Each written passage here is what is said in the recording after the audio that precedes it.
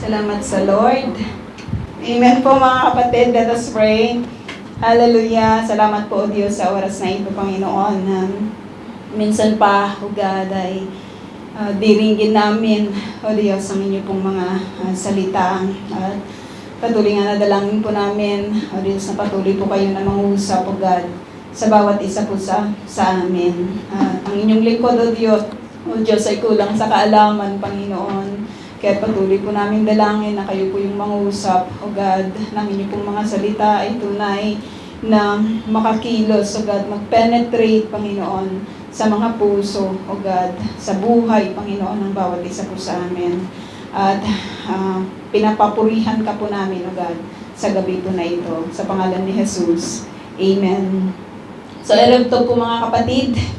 At patuloy po tayo na mag-aaral as a continuation dito po sa book po ng Mateo. At mahigit isang taon na tayo dito, magdadalawang taon na tayo dito sa book ng Mateo. At patuloy pa rin na nangungusap ang Panginoon sa atin at patuloy na nagtuturo, diba, sa bawat isa po sa atin. Sino po sa inyo yung nakaranas na magbilad ng palay? Yan. Sila yan, hindi? Nakaranas din. Ayun. So, di ba? Yung process ng palay ay, kung titignan natin, napakatagal yung process niya. Magmula doon sa pagtatanim, you will wait for how many months? Diba? Mga 3 months, yung mga mabibilis na variety.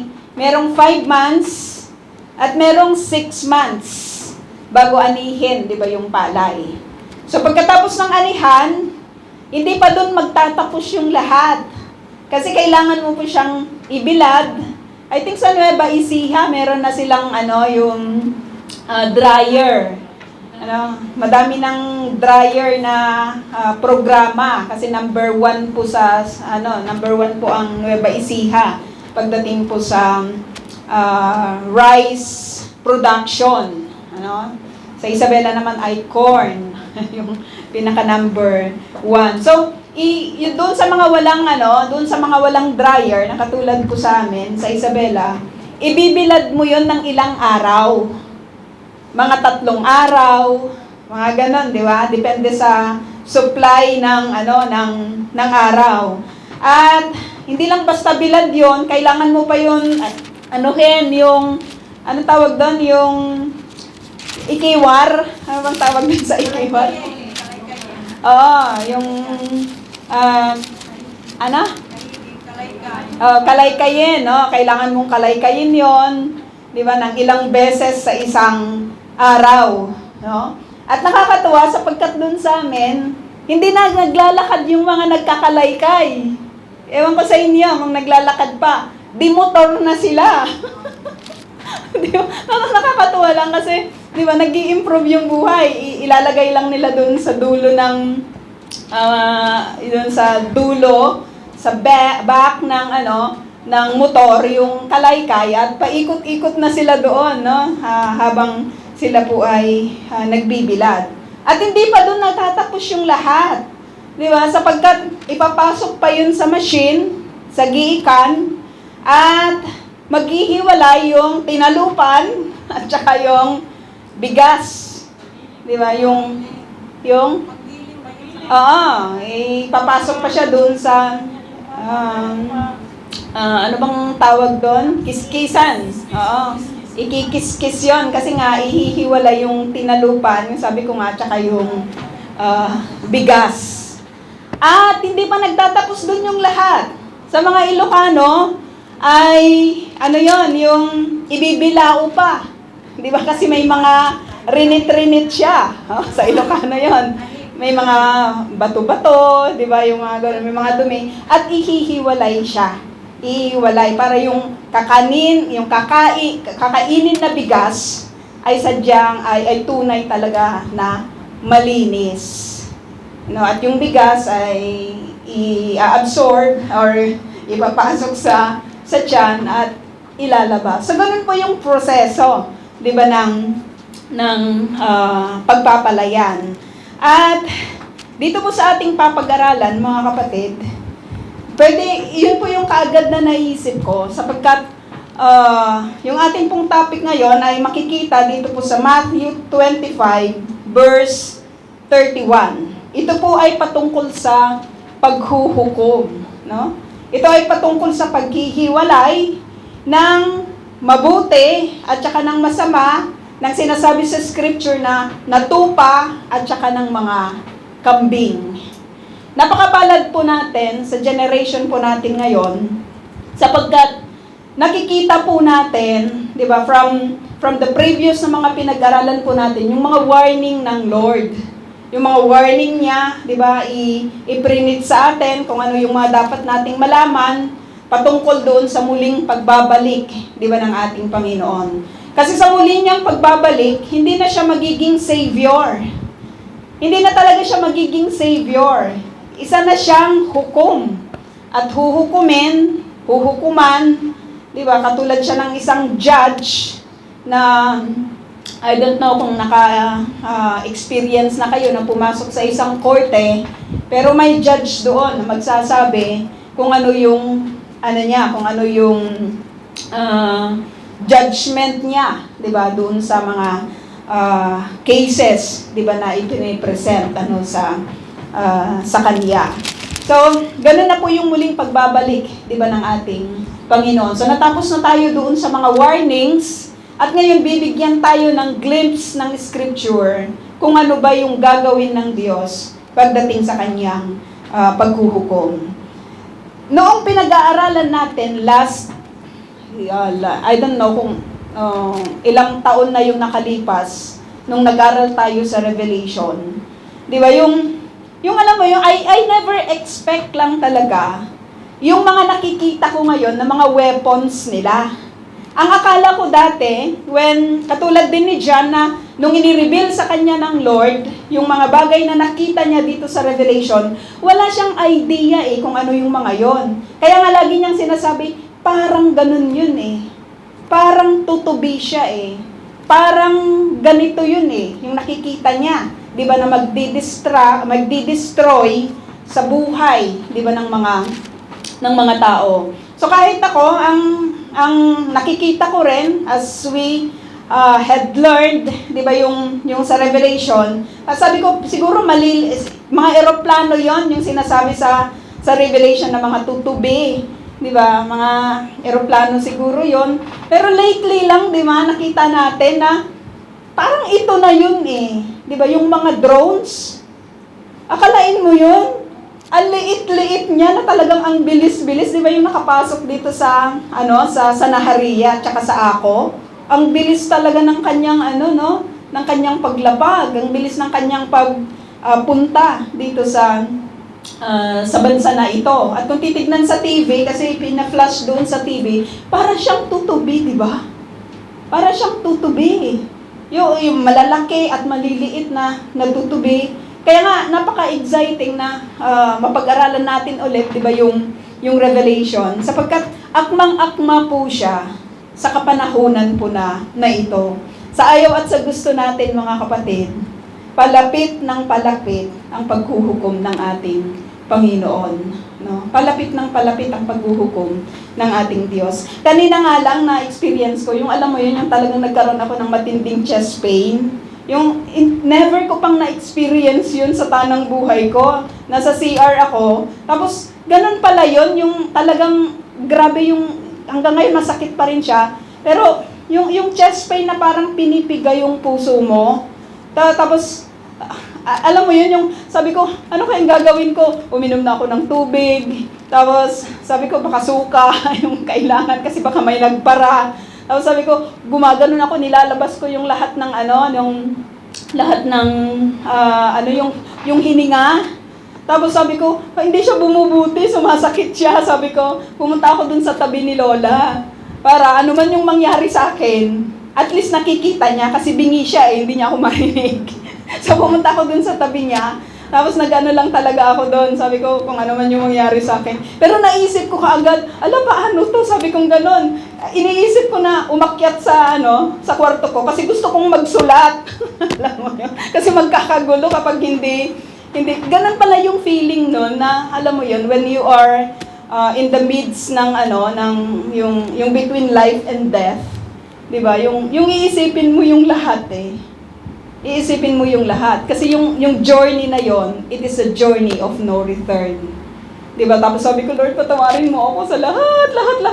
Humingi na ako ng tawad. May mga pagkakataon na gano'n, na may chance pa tayo, diba, na humingi ng tawad. Pero marami pong mga tao ang hindi na nagkakaroon ng ganoong pagkakataon. No? Napaka-palad po natin, diba mga kapatid, na kapag dumadating po tayo sa mga ganung pong klase ng sitwasyon, alam natin kung sino yung ating tatawagan. No? Alam natin kung sino yung ating hihingan, di ba, ng tulong. At alam natin kung saan tayo uuwi. Di ba? Yun ay ang presensya ng ating Panginoon. Sabi dito sa verse 31, ang topic ngayon ng Matthew 25 is about paghuhukom. No? Sabi dito, sa maluwalhating pagdating ng anak ng tao, sabing ganon, mostly ginagamit po ito ni Matthew, yung anak ng tao at yung hari, no? Lagi po niya itong ginagamit sapagkat alam po natin, 'di ba, na ito naman talaga yung katangian, 'di ba, ng atin pong Panginoon. Anak siya ng tao, ipinapakilala po siya na anak ng tao, and at the same time ay anak, 'di ba, ng Diyos, no? Kasama, sabi dito, ang lahat ng anghel. So it is a picture, 'di ba mga kapatid, na sabi sa pagdating maluwalhati, sabing ganoon, pag sinabing maluwalhati, wala nang makakahadlang. Walang sino man yung pwedeng makahadlang sa pagdating ng anak ng tao, no? Sa pagdating ng ating Panginoon. It is our joy to know that our Lord is coming soon. Ito yung ito yung pinaka peak, 'di ba, ng ating paglilingkod. Ito yung ito yung hope lang talaga natin. Ito yung inaantay natin.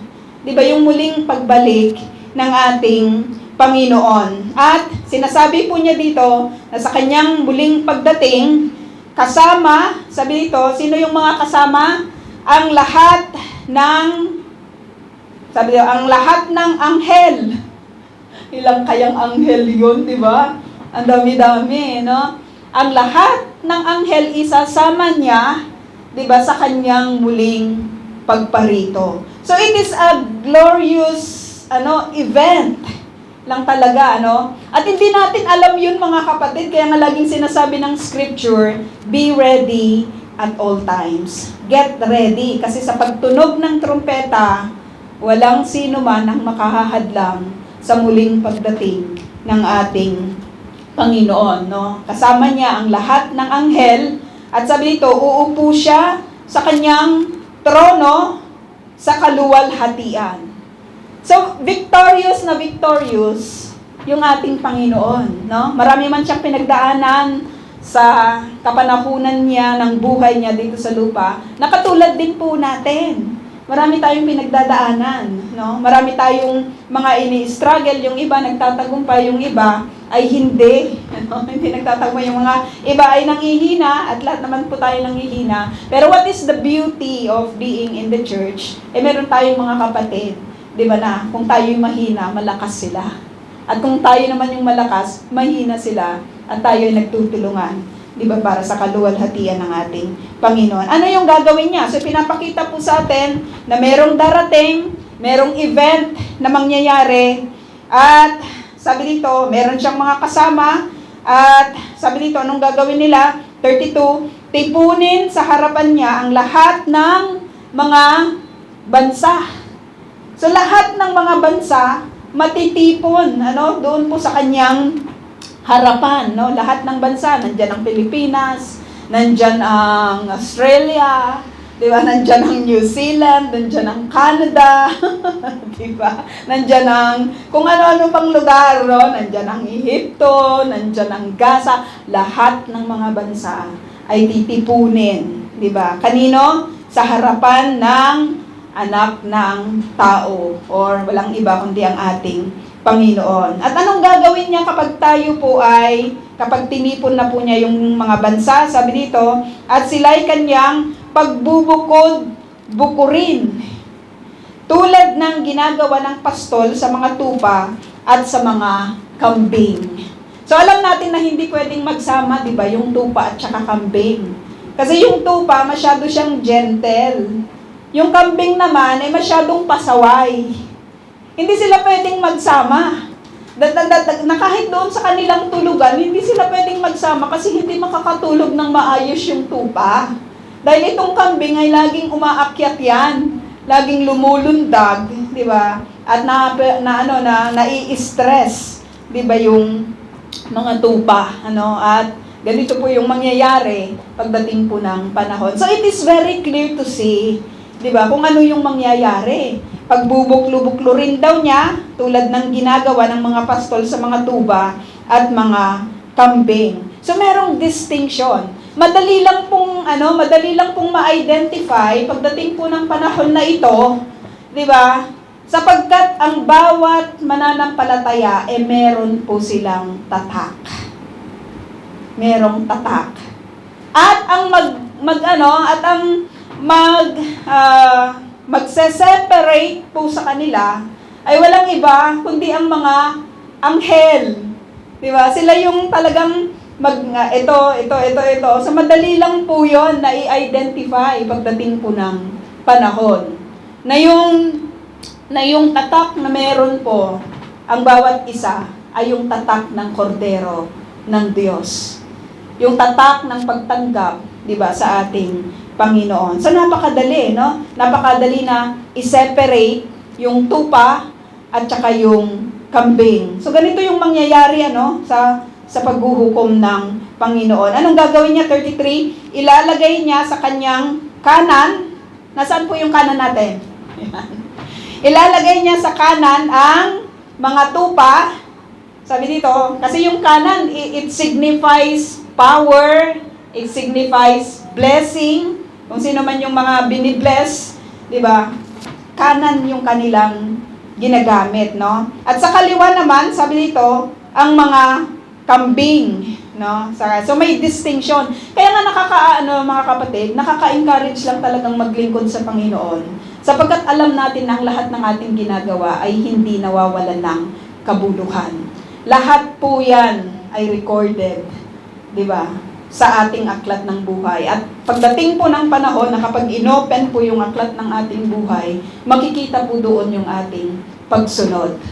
No, yung ating paglilingkod. Lahat ng ginagawa natin, no, mag-pray man tayo, mag-ushering man tayo, nakikinig man tayo, whatever ministry, di ba, na ginagawa po natin, meron niyang point sa Panginoon. No, meron niyang point sa Lord, no? At sabi dito, 34, kaya't sasabihin ng hari sa mga nasa kanan niya, hali kayo, mga pinagpala ng aking Ama. Pumasok kayo, pakipatay po sa alarm, Bible studies na. Hali kayo mga pinagpala ng aking Ama, pumasok kayo at tanggapin ang kahariang inihanda para sa inyo mula pa ng likhain ang daigdig. So, it is our hope, sabi ko nga, it is our joy to know na lahat ng ating pagpapagal. Kaya sabihin mo nga sa iyong katabi, huwag kang mapagod. Huwag kang manghina. Sapagkat may gantimpala ka. Diba? Yun yung hope natin. Diba, sa Panginoon. Na kahit alam mo yun, napaka-risky. Diba, sa mainit po yung panahon dahil summer. Diba? Pero, alam mo yun, lahat ng mga pagpapagal na ito, nakikita ng Lord. And I believe na after ng persecutions, after ng problema, napatunayan na po natin yan sa iglesia po na ito, na pagkatapos ng lahat ng clouds, the sun will still shine. Di ba? The sun is still shining. Sabi dito, pumasok kayo, sabi dito, tanggapin ang kaharian mga kapatid, hindi lang sinabi na, I will give you rooms in heaven. Di ba? Bibigyan kita ng gold, kung gusto mo ng mga gold, kumikinang ka dito sa lupa, sa heaven. Sabi doon, di ba na, lalakaran mo na lang yung mga golds. No? Kumikinang kasi pag natamaan ng araw, di ba? Yung mga ala-alahas ay kumikinang.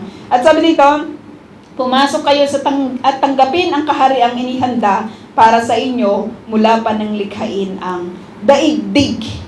Mula pa ng likhain ang daigdig. Alam mo yon, ang bigat na ang bigat na statement nito na mula pa doon sa pagsisimula mo ng paglilingkod sa Lord, nakahanda na yung ibibigay sa iyo ng Panginoon sa kanyang kaharian. Kaya huwag tayong mapagod. Di ba? Huwag nating ipagpalit ang Lord sa konting halaga, di ba, na po pwede nating makuha sa mundo po na ito. 35, ano bang ginawa ng mga tao na ito? Bakit sila pinili ng Diyos, bakit sila minarkahan ng Diyos, di ba, na maging Kanya?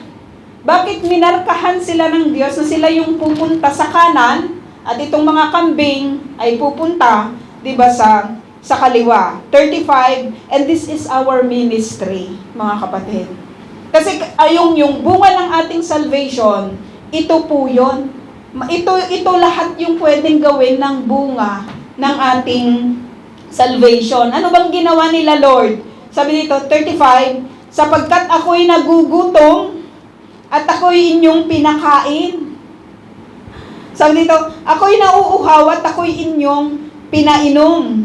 Ako'y isang dayuhan at inyong pinatuloy. So pagkain, inumin, tirahan, ako'y hubad at ako'y inyong dinamitan. Ito po yung basic necessity or necessities ng tao.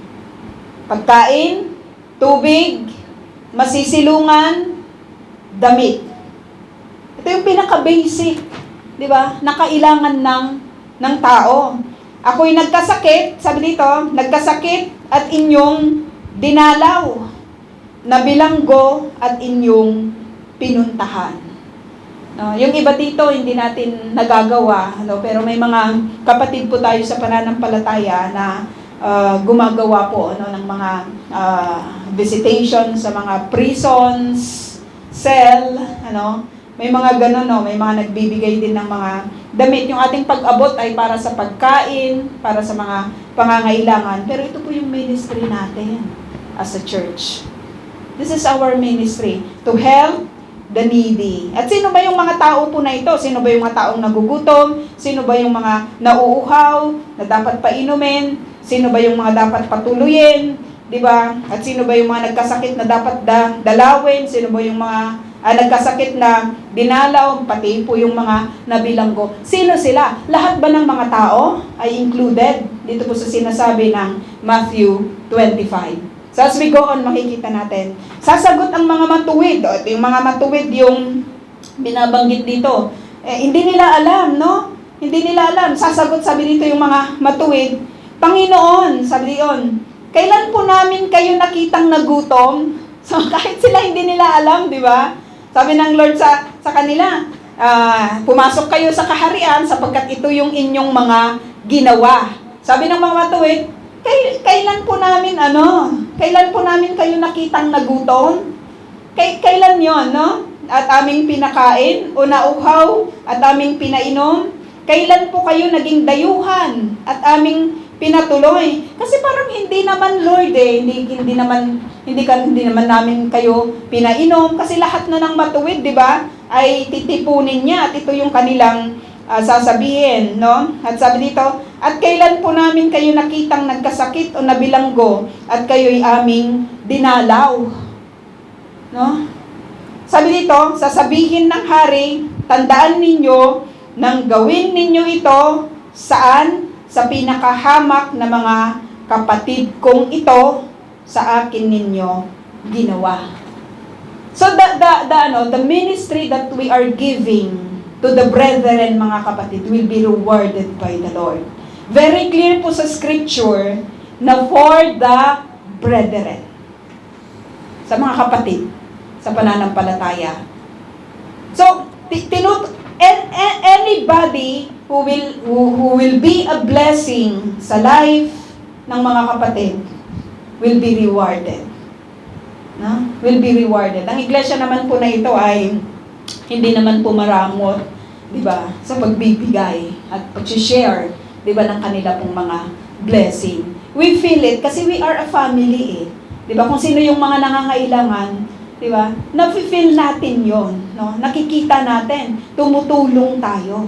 No? Yun po yung identity natin as a church. So the more na pinapagpala mo, ang hindi kahit sino the more na pinapagpala mo ang mga kapatid, the more that you will be rewarded. Sino yung mga kapatid? Kapatid sa pananampalataya. So start blessing the brethren. Diba? Start blessing the brethren. Sa anong paraan? Diba? Sabi dito, kapag siya'y nagutom, you will give food. Diba? Very, very specific. Ano ba na yun? Recorded pala sa Panginoon? Nakita mo yung iyong kapatid, wala nang makain. Diba? Tapos sasabihin mo, I will pray for you, sister. Hindi. Kailangan niya yung panalangin, pero kailangan din niya yung pagkain. Diba? Sapagkat kung siya'y makakakain, diba? Magliliwanag yung kanyang paningin. Diba? At makakapagpasalamat siya, diba, sa Panginoon, no? Kung siya'y nauuhaw, sabing ganon, lahat ngayon binibili pati tubig. Diba? Wala nang libre sa kamanahunan na ito.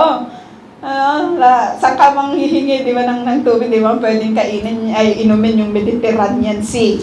Diba? Kasi masyado siyang maalat. Kapag nauuhaw yan, uminom na si inay, may tubig siya. Diba? Painumin, no? So these are the basic necessities na dapat hindi kinakaligtaan ng iglesia. No? Kasi ito yung kailangan ng tao. At ito yung ministry natin, mga kapatid.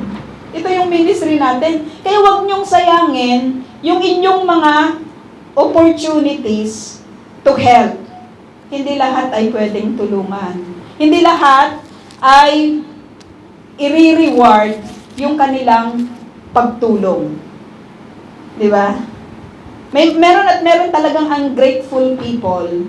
Pero, pagdating po sa Panginoon, anything that you are helping, especially the brethren, will be rewarded. Will be rewarded, no? At, sabi dito, 41, sasabihin naman niya sa mga nasa kaliwa, kanina nasa kanan, yung mga sinasabi ditong matuwid, ngayon yung mga naihiwalay naman sa kaliwa, lumayo kayo sa harapan ko, kayong mga isinumpa. Doon kayo sa apoy na di namamatay, na inihanda para sa dyablo at sa kanyang mga kampon. Sapagkat hindi ninyo ako pinakain nung ako'y nagugutom, hindi ninyo ako pinainom nung ako'y nauuhaw, hindi ninyo ako pinatuloy nung ako'y isang dayuhan, hindi ninyo ako dinamitan nung ako'y hubad, hindi ninyo ako dinalaw nung ako'y may sakit at nung ako'y nasa bilangguan. Ito yung mga taong madamots. Napakadamots nila, no? Wala silang ibang ginawa kung hindi iayos yung kanilang pamilya, di ba? Alam mo yon, yung lahat ng mga meron po sila ay ginamit po nila hindi para sa kaluwalhatian at kapurihan ng Diyos. How many percent of your income ay napupunta, di ba, sa ministry na katulad nito? Madalas siguro sa atin, ang ating mga the so-called quote and unquote blessing, binibigay natin sa mga unbelievers. Kasi ang tingin natin, sila yung ministry natin. Pero dito maliwanag na sinasabi, our ministry is for the brethren. Yung mga kapatid. At kapag tayo'y nagbahagi sa salita ng Panginoon at nag-receive ang isang hindi mananampalataya, ipapasok siya ng Lord sa kanyang family at magiging additional siya, di ba, na ministry ng iglesia, na katulad po ng kinabibilangan po natin. So ito yung distinction ng pagkakaiba, di ba, ng mga tao na nasa kanan at saka yung nasa kaliwa. Yung nasa kaliwa, hindi po sila tumulong sa mga kapatid. No? Kahit na siguro umiyak na yung kapatid ko, kailangan ko talaga, sister, ng ganito. Wala. Diba? Wala talaga. No? Kasi may nakalaan para doon. May pinaglalaanan siya. Pero lahat ng sakripisyo na pwede po natin itulong sa mga kapatid, maliwanag na sinasabi na sa araw ng pagmumukod, it will be rewarded. 44, sabi dito, at sasagot din sila, Panginoon, kailan po namin kayo nakitang nagutom? Is the same answer. Nauhaw, walang matuluyan, hubad, may sakit o nasa bilangguan na hindi namin kayo tinulungan. Sabi dito, at sasabihin sa kanila ng hari, tandaan ninyo, ng pagkaitan ninyo ng tulong ang isa sa pinakahamak sa mga ito, sabi niya, sa mga ito, ako ang inyong pinagkaitan. Itataboy ang mga ito sa kaparusahang walang hanggan, ngunit ang mga matuwid ay pupunta sa buhay na walang hanggan. So ang tanong, mga kapatid, lahat ba ay pwedeng patuloyin? Kasi, di ba, minsan, marami yung napapahamak Di ba, pinatuloy, tapos ang ginawa ay gumawa ng kamalian, di ba, sa pamilya na kanyang tinuluyan. So, maging maging katulad din tayo, di ba, maging matalino din. Kasi I don't believe, di ba, na yung isang mananampalataya, di ba, sa Panginoon, hindi niya po pwedeng hindi makilala kung sino yung kaharap niya. Sapagkat ang banal na spirito, di ba, na meron sa isang mananampalataya, ma-identify niya, ma-i-connect niya yung kanyang buhay sa isa ring tao na merong banal na spirito na naka-enthroned, di ba, sa kanyang puso. Madali lang silang ma-identify sa kanilang pananalita, di ba, sa kanilang mga sinasabi, no? Makiupo ka lang sa kanila ng kahit 30 minutes, you will identify that person kung siya ay may pananampalataya, di ba, sa Panginoon. Marami yung mga napapahamak sapagkat ang tinitignan po nila, di ba, ay hindi yung buhay, di ba, ng isang tao na tumanggap, di ba, sa Panginoon. Nagpaawa lang, pinatuloy na. Di ba? Maraming ganon, no? Kaya marami yung mga nabibiktima sa kapanahunan po na ito. Pero tayo, tinuturuan po tayo ng Panginoon, di ba, na maging matalino. I don't know sa inyo, mga kapatid, pero meron ba kayong feeling na parang nagre-react may nagre-react sa sa puso ninyo kapag yung kasama ninyong tao ay iba sa inyo? Sino sa inyo yung naka-identify ng ganon? Yung parang hindi ka panatag kasi hindi mo siya kauri. Diba? Hindi kayo magkaparehas. No? Maano mo yun? Bakit kaya ang gaan-gaan ng feeling ko sa iyo, sister? Diba? Kasi magkaparehas kayo. Diba? Parehas kayo ng banal na spirito na naka-enthroned, diba, sa inyong mga puso. So let us pray. Heavenly Father, nagpapasalamat po kami, O God, sa inyo pong katuruan sa amin sa gabi po na ito na binanggit po ninyo, O Diyos, yung tungkol sa inyong paghuhukom. At napakaliwanag po na nakita po namin, O Diyos, na inyo pong ihihiwalay pagdating ng panahon ng mga matuwid at ang mga masama. Kaya dalangin po namin, O Diyos, na sa buhay po namin, Panginoon, ay patuloy po ninyo kami, O Diyos, na palakasin, na kayo lamang yung aming titignan, Panginoon, sa buhay po na ito. Na kung manghina man po kami, O God, sa inyo po kami hihingi, O Diyos, ng kalakasan.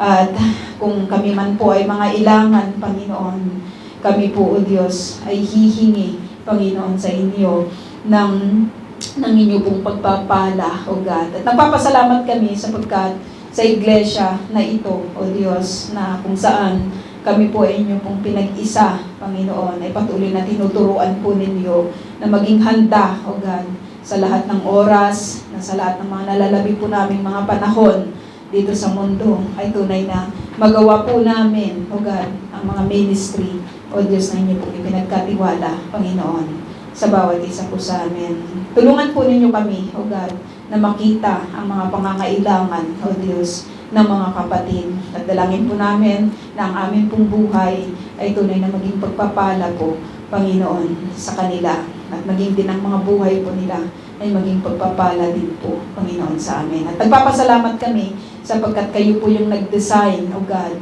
sa mga bagay po na ito upang ang bawat isa na nagtitiwala, Panginoon, sa inyo at nananampalataya kahit kailan ay hindi magkukulang. Nagpapasalamat kami na inisip po ninyo kami, Panginoon, una pa bago palikhain, O God, ang mundo, O God, bago likhain ang sanlibutan, ay inisip na po ninyo kami. At sa aming paglilingkod, Panginoon, yung aming pagsisimula, O Diyos, at ang aming pagtatapos, Panginoon, dalangin po namin, O God, na kayo po lagi yung makakasama po namin, O Diyos, sa buhay na ito. Madakila ka, Ama, nagpapasalamat kami sa muli po ninyong pagbabahagi sa amin ng inyong pong salita. At ang aming pong paghihintay, Panginoon, sa inyo ay tunay, nakagalakan, Panginoon, sa amin. It is really our joy to know that you are coming, Panginoon. Kaya habang kami po'y naghihintay, O Diyos, magpapatuloy po kami, O God, na aasa, Panginoon, sa inyo pong pagkilos, Panginoon, sa mga buhay po ng bawat isa po sa amin. At palagian, O God, na titingin, O Diyos, sa inyo, O God.